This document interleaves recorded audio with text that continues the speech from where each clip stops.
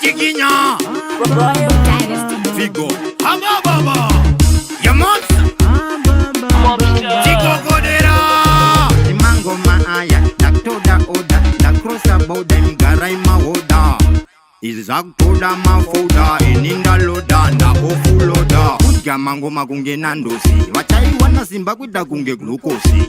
Handisi kuita majokisi Kana mafanisi Kushtokisi Mangoma naga isa Mchitoziwa kuti ndini ndiri kupisa Mangoma aya yakamchamatiza Nekuti chikoko chenge chimaya sepisa Uku kukakata ndandi izi ibandi Karai mauna kuti uyo mumanzi Kutenga semabanzi Ende danzi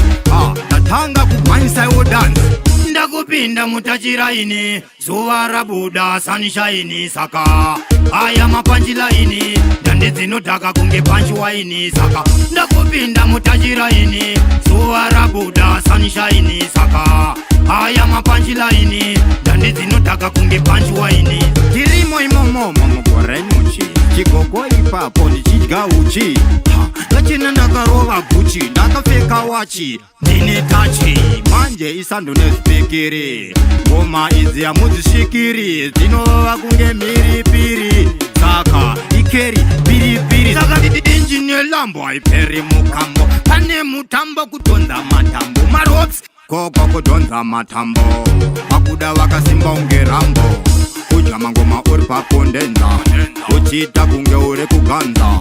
Mafanzi yasiya wapanza Mangoma uchikanda kusiya watanza Ndakupinda mutachiraini Zuva rabuda sunshine saka Aya mapanjilaini Dande dzinodhaka kunge panchiwaini saka Ndakupinda mutachiraini Zuva rabuda sunshine saka Aya mapanjilaini Dande dzinodhaka kunge panchiwaini Imangoma aya Daktoda oda Dakrosa boda Mgarai mawoda Izaktoda mafoda Ininda loda Na ofu loda Kudya mangoma kunge nandosi Wachai wana simba kuita kunge glukosi Handisi kuita majokisi Kana mafanisi Kushtokisi